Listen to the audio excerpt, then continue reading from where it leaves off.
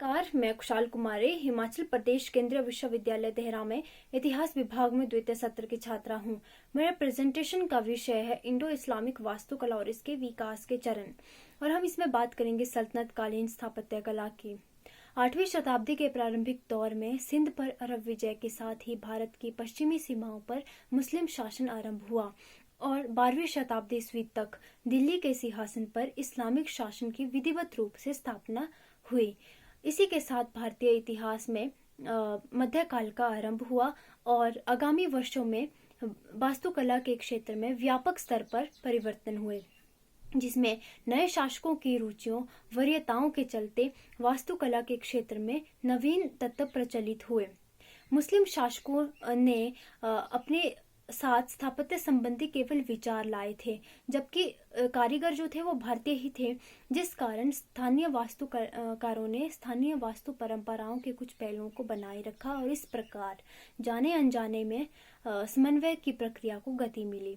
और आगे वास्तुकला में हम भारतीय शैली के साथ फारसी शैली का संगम देखते हैं, और जो बाद में इंडो इस्लामिक वास्तुकला कहलाई।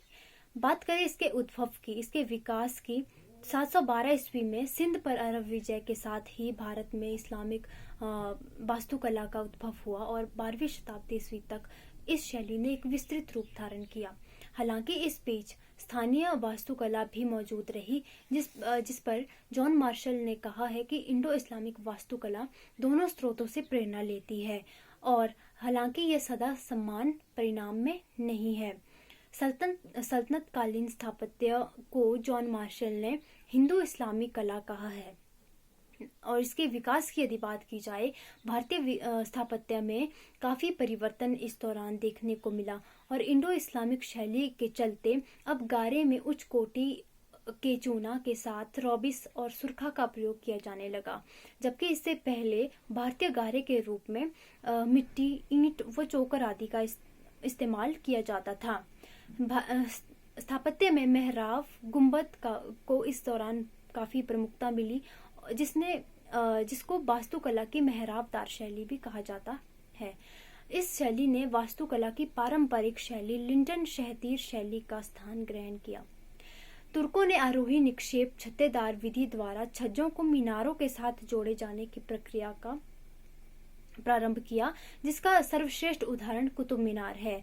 तुर्कों ने स्थापत्य के क्षेत्र में अलंकरण के लिए अरवेस्क, स्क्रीच व कुफरी शैलियों का प्रयोग किया, जिसमें चौकोर कोनों को गोलाई देने के लिए स्क्रीच शैली का प्रयोग किया जाता था, और अरवेस्क विधि जो थी उसमें वांसपतिक प्रकार के या ज्यामितीय प्रकार के डिजाइन होते थे, जिसमें फूल पत्तियां बनाई जाती थी।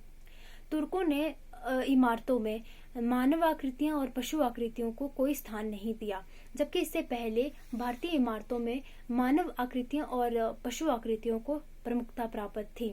भवनों में जाली का जटिल काम किया गया, जो इस्लाम में प्रकाश के महत्व का प्रतीक है, और इस बीच तुर्कों ने घंटी, स्वास्तिक और कमल आदि हिंदू प्रतीकों को भी स्थान दिया। इस काल में की एक मुख्य विशेषता इमारतों के परिसर में पानी का उपयोग था, यानी परिसर में पानी के लिए जलाशय बनाए गए। जो पानी का उपयोग था वो मुख्यतः 3 प्रयोजनों से किया जाता था, जिसमें पहला धार्मिक प्रयोजन था, और दूसरा परिसर के शीतलन के लिए यानी परिसर को ठंडा रखने के लिए, और तीसरा परिसर के सजावट के उद्देश्य से किया जाता था। इस अवधि के दौरान वास्तुकला में प्रस्तर की दीवारों में सजावट के लिए कीमती पत्थरों व रत्नों को जड़ने के लिए पित्रा-दुरा टेक्निक का प्रयोग किया गया, जिसका सर्वश्रेष्ठ उदाहरण एतमोदौला का मकबरा था, जो मुगल काल में बनाया गया था। भवनों में फोरशॉर्टनिंग टेक्निक का भी प्रयोग किया गया, जिसमें शिलालेख जो होते थे वो दूर होते हुए भी पास नजर आते थे।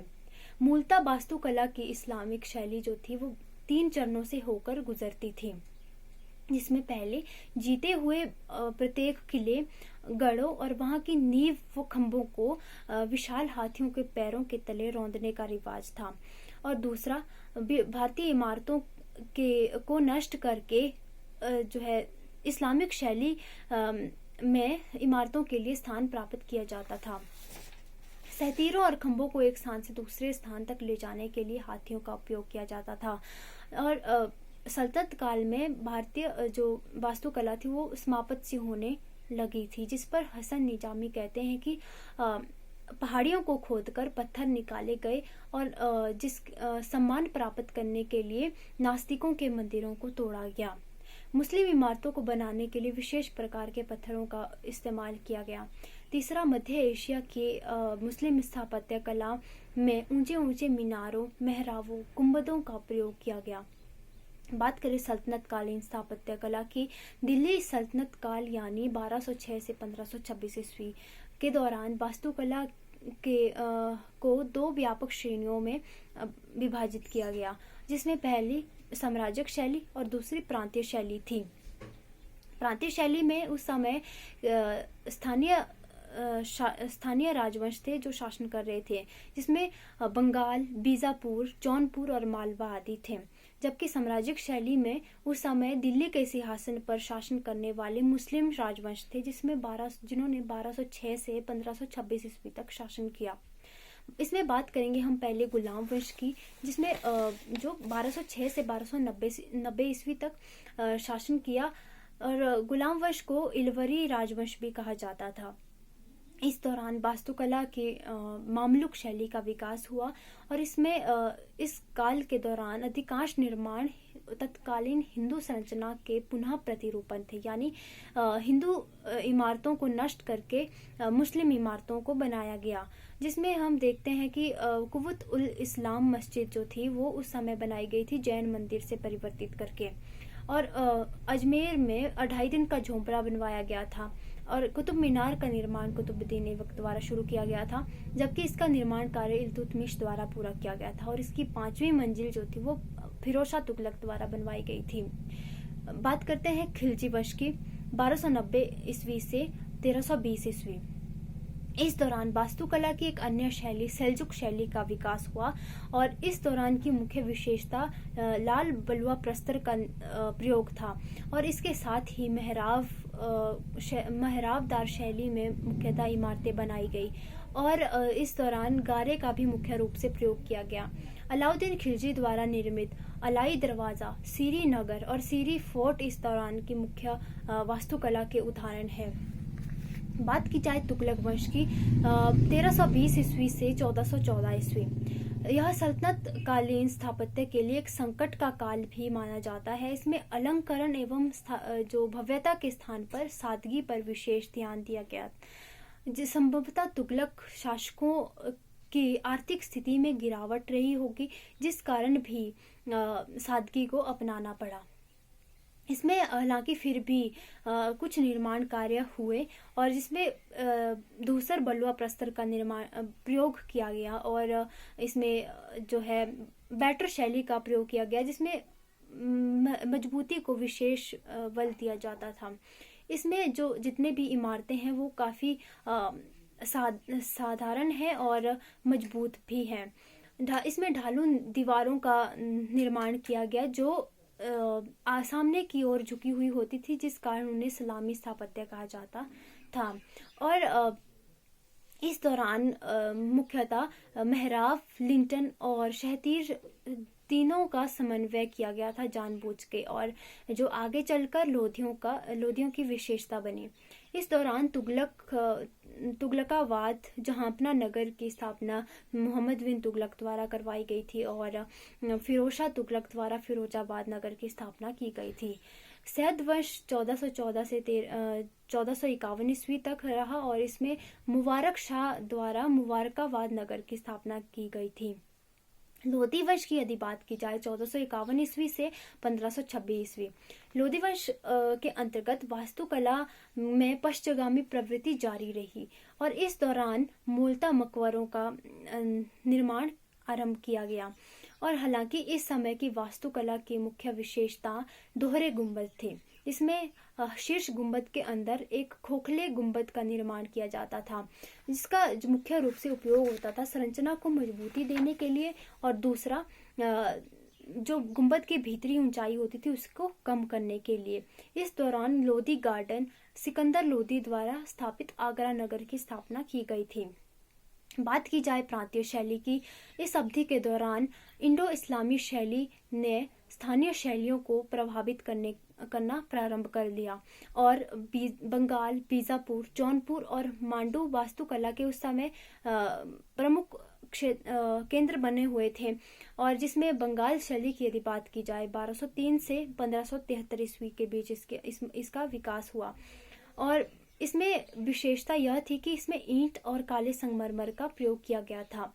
और इस अवधि के दौरान बनी मस्जिदों में ढलवा बंगला छतों का उपयोग जारी रहा, जिसका पहले मंदिरों में उपयोग किया जाता था। और इस दौरान गौर स्थित कदम रसूल मस्जिद और पांडुआ स्थित अदीना मस्जिद बनवाए गए थे। बात की जाए जौनपुर शैली की, 1394 से 1489 ईस्वी के बीच इसका विकास हुआ। इसे वास्तुकला की शर्की शैली भी कहा जाता है, क्योंकि इस शैली का विकास शर्की शासकों के संरक्षण में हुआ है। और इसमें पठान शैली की भांति इसमें भी मीनारों के उपयोग से बचा गया है, यानी मीनारों का निर्माण इस दौरान नहीं हुआ है। और यहाँ के भवनों की एक मुख्य विशेषता यह थी कि जो प्रार्थना हॉल होते थे उसके केंद्र और बगल के खंडों में विशाल स्क्रीनों पर चित्रित मोटे और सशक्त अक्षरों का प्रयोग किया गया था। इस दौरान जौनपुर स्थित अटाला मस्जिद बनवाई गई थी। और मालवा शैली 1405 से 1569 ईस्वी के बीच में विकसित हुई, और जिसमें मालवा के पठार में स्थित धार और मांडू के नगर वास्तुकला के प्रमुख केंद्र बने हुए थे। इसमें भवनों की सबसे प्रमुख विशेषता यह थी कि इसमें विभिन्न रंगों के प्रस्तरों का प्रयोग किया गया था। और इसमें भवनों में विशालकाय खिड़कियां बनवाई गई थी, जो भवन को हवादार बनाने में सहायक होती थी। सौंदर्य बोध को बढ़ाने के लिए सीढ़ियों का प्रयोग किया गया था। और इसकी एक खास बात यह भी थी कि जो स्थानीय स्तर पर सामग्री उन्हें निर्माण कार्य के लिए मिली, उसी से उन्होंने निर्माण कार्य किया। और इसमें परिसर में कृत्रिम जलाशयों का भी प्रयोग किया गया, जिन्हें बावड़ी कहा जाता था। इस दौरान रानी रूपमती का मंडप, हिंडोला महल और अशरफी महल आदि बनवाए गए थे। बात की जाए बीजापुर शैली की, 1490 ईस्वी से 1656 ईस्वी, आदिल शाह के संरक्षण के अंतर्गत इस बीजापुर